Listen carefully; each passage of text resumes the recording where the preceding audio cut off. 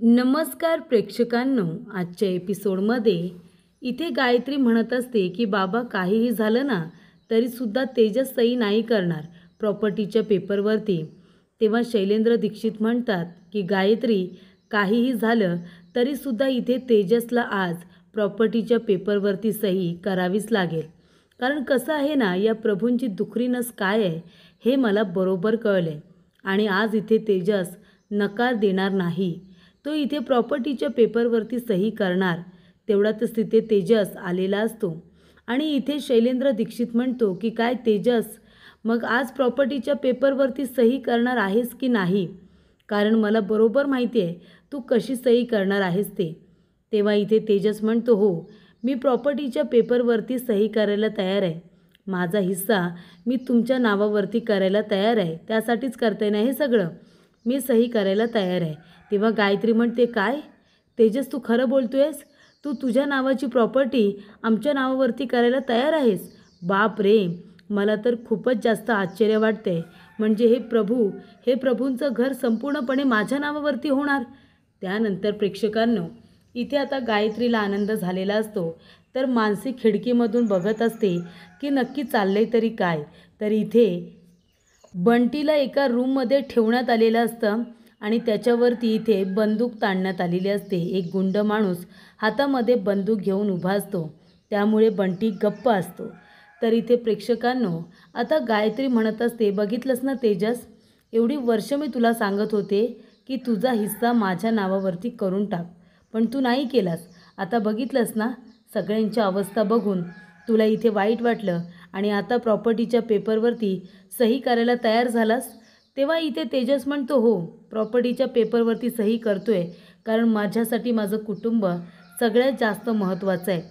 तेव्हा इथे प्रेक्षकांनो, आता शैलेंद्र म्हणत असतो की बरं चल, आता वेळ वाया घालू नकोस, लवकरात लवकर प्रॉपर्टीच्या पेपरवरती सही कर. तेव्हा गायत्री म्हणते, नाही बाबा, नाही करणार, हा फक्त बोलतोय. तेव्हा शैलेंद्र दीक्षित म्हणतो, नाही ग, त्याला सही करावीच लागेल. तेव्हा प्रेक्षकांनो, मानसी घाबरलेली असते. मानसी म्हणत असते, बापरे, आता मला काही करून इथे आता बंटीचा जीव वाचवायचा आहे. पण या माणसाच्या हातात तर बंदूक आहे. या माणसाला जरा जरी माझी चाहूल लागली तरीसुद्धा हा बंटीचं काहीतरी वाईट करू शकतो. त्यामुळे मला खूपच जास्त शांतपणे निर्णय घ्यायचा आहे. त्यानंतर प्रेक्षकांनो, इथे आता जो गुंड माणूस असतो त्याला आता शैलेंद्र दीक्षित दरवाजा उघडायला सांगतो. तो म्हणतो, उघड रे दरवाजा. दरवाजा उघडल्यानंतर आतमध्ये बंटी असतो आणि त्याच्यावरती त्या गुंड माणसाने बंदूक ताणलेली असते. तेव्हा इथे गायत्री घाबरत्याने म्हणते, बाबा, तुम्ही बंटीला इथे घेऊन आलात? बाबा, तुम्ही बंटीला का आणलं? तेव्हा प्रेक्षकांनो, इथे आता शैलेंद्र दीक्षित म्हणत असतात, अगं गायत्री, हीच आहे या प्रभूंची दुखरी नस. मला माहिती होतं हा तेजस तोपर्यंत सही करणार नाही जोपर्यंत मी बंटीला इथे आणत नाही. आता बघ, बरोबर सही करेल. तेव्हा इथे गायत्री म्हणत असते, बाबा प्लीज माझ्या मुलाला सोडा. तेव्हा इथे आता बंटी म्हणत असतो, आई वाचव मला, आई मला वाचव, मला याची भीती वाटते. तेव्हा इथे दिनेश म्हणत असतो, बंटी बाळा, शांत बस, तुला काही होणार नाही. तेव्हा प्रेक्षकांनो, गायत्री म्हणत असते, बाबा प्लीज असं करू नका, सहीसाठी माझ्या बंटीला वेठीस धरू नका. हे बघा, त्यांच्यावरती ह्या प्रभूंचे संस्कार व्हायला नको ना, म्हणून मी बंटीला माझ्यापासूनसुद्धा लांब ठेवलं. त्याला मी एवढ्या लहान वयेमध्ये मी त्याला हॉस्टेलवरती ठेवलं होतं बाबा, त्याला हॉस्टेलमध्ये टाकलं होतं. मला पटत नसताना मला किती त्रास होत होता की माझा मुलगा इतक्या लहान वयात माझ्यापासून दूर राहत होता. पण हे सगळं मी मनावरती दगड ठेवून केलं होतं कारण त्यांच्यावरती मला ह्या प्रभूचे संस्कार नको होते. प्लीज बाबा, त्याच्यावरती प्रभूचे संस्कार नाही आहेत, तुम्ही त्याला काही करू नका. तेव्हा शैलेंद्र दीक्षित म्हणतो, गायत्री, अगं काय बोलतेस तू? अगं इथे काही माझं पोटचा गोळा, माझी नातीगोती करत बसायचं नसतं ग. पैसा महत्त्वाचा असतो, पैसा. अगं या पैशांसाठी मी तुझ्या स्वतःच्या आईला मारून टाकलं, माझ्या बायकोला मारून टाकलं. का तर फक्त पैसा. या जगामध्ये फक्त पैसा महत्त्वाचा आहे. तेव्हा गायत्री म्हणते, काय बाबा, तुम्ही आईला मारून टाकलं? तेव्हा इथे शैलेंद्र म्हणतो, हो, मी मारलं तुझ्या आईला. त्यावेळेला ते गरजेचं होतं. म्हणून का माहिती आहे केलं हे मी? कारण तेव्हा ती माझ्या वाईटावरती उठली होती. तेव्हा प्रेक्षकांनो, इथे गायत्रीला जेवढा धक्का बसलेला असतो तेवढा छायाला बसत नाही. कारण छाया म्हणते, हो दीदी, अगं याच माणसाने आपल्या आईला मारले आणि हे मी माझ्या डोळ्याने बघितले. तेव्हा मी कुमुद मावशीला सगळं काही सांगितलं, तेव्हा कुमुद मावशी मला यांच्यापासून दूर घेऊन गेली. तेव्हा प्रेक्षकांनो, इथे आता तो रागाने लगेचच छायाकडे शैलेंद्र बघायला लागतो. तेव्हा छाया परत घाबरते आणि विनोदच्या आड जाऊन लपून बसते. त्यानंतर प्रेक्षकांनो, इथे आता शैलेंद्र दीक्षित म्हणत असतो, गायत्री, अगं काय आपण दोघेजण एवढ्या वर्ष या प्रभूंना बरबाद करण्यासाठी काय काय करतोय सांग बरं तुम्हाला. 15 वर्ष दिली तुला. या 15 वर्षांमध्ये तू साधं हे प्रभूंचं घर नावावरती करू शकली नाहीस. पण आता मी आलोय ना, आता बघ एका मिनिटामध्ये संपूर्ण प्रॉपर्टी मी आपल्या नावावरती करतो की नाही. हे बघ, तू काळजी करू नको. तुझा मुलगा आहे ना तो, त्याला काही होणार नाही. पण या प्रभूंची दुखरी नससुद्धा तोच आहे. आणि जर या तेजसने प्रॉपर्टीच्या पेपरवरती सही केली नाही ना, तर तुझ्या मुलालासुद्धा सोडायचं नाही आपण. मग मी त्याचीसुद्धा इथे वाट बघणार नाही. त्यानंतर प्रेक्षकांनो, इथे गायत्री घाबरलेली असते. कारण इथे शैलेंद्र दीक्षित हा कोणी साधासुद्धा माणूस नाही आहे, तर तो एक क्रिमिनल आहे. त्याने इथे स्वतःच्या बायकोला मारले, गायत्रीच्या आईला मारले आणि आता गायत्रीचा मुलगा. तर इथे गायत्रीला आता चांगलंच त्याने रडवलेलं असतं. कारण गायत्रीचं आपल्या मुलावरती अत्यंत प्रेम आहे, म्हणूनच ती लढायला लागते. ती म्हणते की बाबा असं करू नका. अहो, प्रॉपर्टीसाठी तुम्ही माझ्या बाळाला इथे आणायला नको होतं. त्याच्यावरती प्रभूंचे संस्कार पडायला नको म्हणून मी त्याला माझी इच्छा नसताना माझ्यापासून लांब ठेवलं होतं. तेव्हा इथे शैलेंद्र म्हणतो की नाही, मी कुणाचं काही ऐकणार नाही आहे. जोपर्यंत तेजस प्रॉपर्टीच्या पेपरवरती सही करत नाही तोपर्यंत मी बंटीला सोडणार नाही आहे. तेव्हा प्रेक्षकांनो, इथे आता तेजस म्हणतो, अहो किती अजून उद्ध्वस्त करणार आम्हाला? काय कमी उद्ध्वस्त केलेत का एवढ्या वर्षांमध्ये? आता काय हे घर हवं आहे ना तुम्हाला?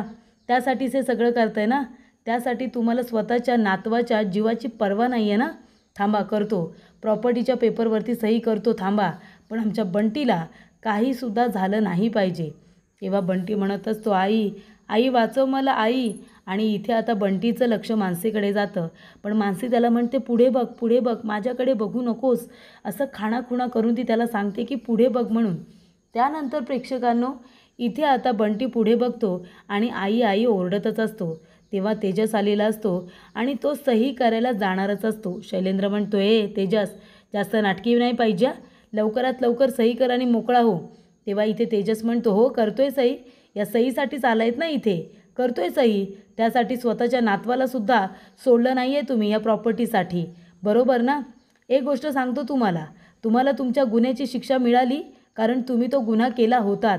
पण तुम्ही आम्हाला जी शिक्षा देताय ना, तसं आम्ही काहीही केलेलं नाही आहे. पण तुम्ही इथे जबरदस्तीने आम्हाला त्रास देताय, आमची प्रॉपर्टी हिसकावून घेण्याचा प्रयत्न करताय.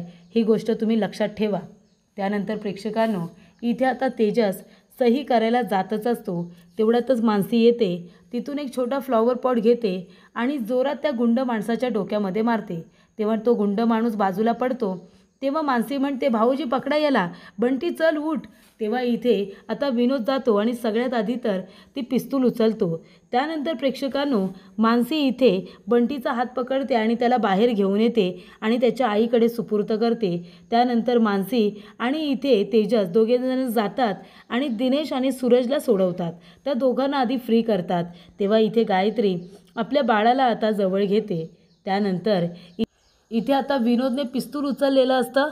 विनोद त्या माणसाला रूममध्येच राहायला सांगतो आणि दरवाजाला बाहेरून कडी लावून घेतो. त्यानंतर प्रेक्षकांनो, सूरज आणि दिनेशची अवस्था अगदी फारच बिकट करून ठेवलेली असते. त्या दोघांनासुद्धा मानसी तेजसने सोडवलेलं असतं. पिस्तूल तर इथे आता विनोदच्याच हातामध्ये असतं. तेव्हा इथे गायत्री म्हणते, बाळा ठीक आहेस ना तू? तुला काही केलं तर नाही ना?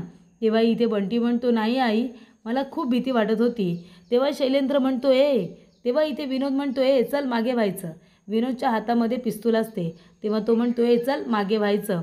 तेव्हा इथे विनोदसुद्धा घाबरलेला असतो, पण त्यानेसुद्धा इथे चांगलं पाऊल उचललेलं असतं.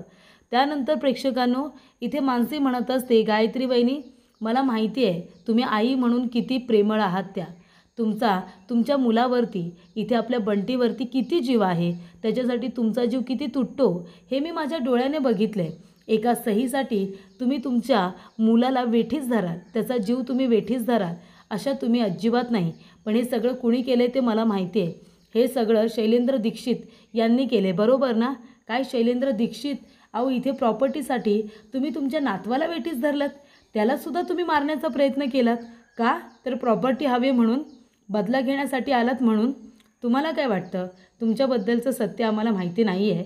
तुम्ही जेलमध्ये गेलात त्याला तुम्ही कारणीभूत होता, कारण तुम्ही गुन्हेगार होतात म्हणून. पण तुम्ही इथे येऊन विनाकारण आम्हाला त्रास दिलात. कळतंय का तुम्हाला? तेव्हा प्रेक्षकांनो, इथे आता शैलेंद्र दीक्षित म्हणत असतो, ए ए गायत्री, दे इकडे, तुझ्या मुलाला आधी माझ्याकडे दे. गायत्री म्हणते, नाही बाबा, अजिबात नाही. अजिबात तुम्ही माझ्या मुलाला हात लावायची हिंमत करायची नाही. तेव्हा मानसी म्हणते की गायत्री वहिनी, आत्तापर्यंत तुम्ही या माणसाचं ऐकून खूप तुम्ही मनाच्या विरुद्ध वागलात. तुमची इच्छा नसतानासुद्धा तुम्ही प्रभूंना त्रास दिलात. तुम्ही हे घर लुबाडण्याचा प्रयत्न केलात फक्त या माणसासाठी. पण शेवटीला याने काय केलं बघा, तुमच्या मुलालासुद्धा सोडलं नाही, स्वतःच्या नातवालासुद्धा सोडलं नाही. त्यानंतर प्रेक्षकांनो, मानसी म्हणते, माझं चुकलं. मला असं वाटलं बाप म्हणून तुम्ही तुमच्या मुलीला समजवाल, त्यांच्या मनातला प्रभूबद्दलचा राग घालवाल. पण तुम्ही तर तसं काहीच केलं नाही. उलट तुम्ही इथे त्यांना अजून भडकवायला आलात. तेव्हा इथे शैलेंद्र म्हणतो, ए तुला काय वाटलं? तू मला इथे घेऊन आली नसतीस तर मी आलो नसतो. मी इथे येणारच होतो तुम्हाला सगळ्यांना उद्ध्वस्त करायला. कळतंय का तुला? ये इकडे बंटी, इकडे ये. आणि शैलेंद्र पुन्हा बंटीला ओरबाडून घेतो आणि म्हणतो, चला लवकरात लवकर सही करा. तिथे आता काचेची बशी असते ती फोडून त्याची आता एक काच तो इथे त्याच्या गळ्याला लावतो, बंटीच्या गळ्याला लावतो आणि म्हणतो, बघ आता मी ह्याला सोडणार नाही या, तेजस सही कर. तेव्हा तेजस म्हणतो, 1 मिनिट, सही करतोय मी, सही करतोय, पण बंटीला काही होता कामा नये, मी करतोय सही, हे बघ. तेव्हा इथे मानसी म्हणते, राष्ट्रहित, हे काय करताय तुम्ही? तेव्हा तेजस म्हणतो, हे बघा लकीचाम, मी बंटीला काही होऊ देणार नाही. माझ्यासाठी प्रॉपर्टी महत्त्वाची नाही आहे, माझ्यासाठी माझी माणसं महत्त्वाची आहेत. आणि जर या प्रॉपर्टीच्या हिश्श्यासाठी माझ्या बंटीला किंवा तुम्हाला कुणाला काही झालं ना, तर मी स्वतःला कधीच माफ नाही करू शकणार. यांनाही प्रॉपर्टी हवी आहे ना, जाऊ दे ना, घेऊ दे, मी सही करतोय. काही झालं तरी बंटीला काही होता कामा नये. तेव्हा इथे गायत्री म्हणते, अच्छा, म्हणजे तेजस इथे आल्या आल्या जी प्रॉपर्टीच्या पेपरवरती सही करायला तयार झाला होता, हे सगळं बंटीसाठी करत होता तो, कारण माझ्या बंटीचा जीव धोक्यात होता. तेजसचं किती प्रेम आहे बंटीवरती आणि या सगळ्या माणसांचंच. म्हणून तर स्वतःच्या मनाच्या विरुद्ध जाऊन सगळेजण इथे माझ्या बाबांची सेवा करत होते. तेव्हा तेजस सही करायला जाणार तेवढ्यातच गायत्री म्हणते, 1 मिनिट तेजस, नको सही करू, प्रॉपर्टीच्या पेपरवरती तुला सही करायची गरज नाही आहे. तेव्हा शैलेंद्र म्हणतो, ए गायत्री, अगं काय बोलतेस तू? करतोय तर करू दे ना सही. या सगळ्या प्रभूंना आपल्याला घरातून बाहेर काढायचं आहे ना, रस्त्यावरती आणायचं आहे ना. अगं 15 वर्ष तुझा बाप जेलमध्ये होता, 15 वर्षामध्ये तुला ही प्रॉपर्टी घेता आली नाही आणि आता तो सही करतोय तर तू त्याला थांबवतेस. हे बघ, 15 वर्ष आपण जे काही प्लॅनिंग केलं होतं ना, ते आता पूर्ण होणार आहे, त्याला करू दे सही. तेव्हा गायत्री म्हणते, नाही तेजस, अजिबात सही करू नको, तुला ह्या वहिनीची शपथ आहे, तुला बंटीची शपथ आहे, जर सही केलीस तर. शैलेंद्र म्हणतो, हे गायत्री, बघा, हा जो प्रभूंच्या वंशाचा दिवा आहे ना, त्याला संपवेन मी, तेव्हा आता त्याला सही करू दे. तेव्हा इथे गायत्री म्हणते, बाबा काही झालं ना तरीसुद्धा तेजस सही करणार नाही. मी तुम्हाला आत्ताच सांगते, सोडा माझ्या बंटीला, आत्ताच्या आत्ता माझ्या बंटीला सोडा. तेव्हा इथे आता गायत्री इथे विनोदच्या हातातून लगेचच पिस्तूल खेचून घेते आणि म्हणते, बाबा सोडा माझ्या मुलाला, माझ्या बंटीला सोडा, मी पण तुमचीच मुलगी आहे. जर माझ्या बंटीला काही झालं मी तुम्हाला सोडणार नाही, मी तुम्हाला गोळी मारेन. तुम्हाला माहिती आहे बरोबर की नाही? तुम्ही आत्तापर्यंत जे काही केलं ते तुम्ही स्वतः काय केलं ते सांगितलं नाहीत. तुम्ही माझ्या इथे मनामध्ये सगळ्या प्रभूंविषयी विष पेरलं आणि मी तुमच्या म्हणण्यानुसार 15 वर्ष मी हा बदला घेते ना बाबा. पण आता प्लीज, आता थांबवा हे सगळं, माझ्या बंटीला सोडा.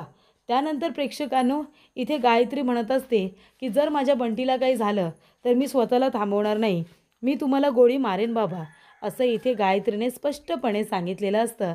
त्यानंतर पुढील भागामध्ये प्रेक्षकांनो, इथे शैलेंद्र दीक्षित म्हणत असतो, गायत्री, अगं घाबरट आहेस तू गायत्री, घाबरट. अगं तू काही करू शकणार नाहीस. 15 वर्षामध्ये साधी तुला ही प्रॉपर्टी मिळवता आली नाही, तुझ्या बाबांचा तुला बदला घेता आला नाही. अगं त्या भास्कर प्रभूलासुद्धा तुला मारायला सांगितलं, त्यालासुद्धा तू मारलं नाहीस. त्यालासुद्धा मारण्यासाठी तू भाड्याने माणसं मागवलीस आणि त्या भास्कर प्रभूला मारायला सांगितलंस. काय हे गायत्री, अगं तू 1 नंबरची घाबरट आहेस, भेकड आहेस तू, भेकड. तू नाही इथे कोणाला मारू वगैरे शकणार, कळतंय का तुला? तेव्हा इथे गायत्री आत्तापर्यंत जे काही वागत आलेली असते आपल्या वडिलांच्या प्रेमापोटी, ती इथे आपल्या मनाच्या विरुद्ध वागत असते. गायत्री जशी नाही आहे तसं ती वागण्याचा प्रयत्न करत असते फक्त आपल्या वडिलांसाठी. पण आता तिला तिच्या वडिलांचा खरा चेहरा हा समजलेला असतो.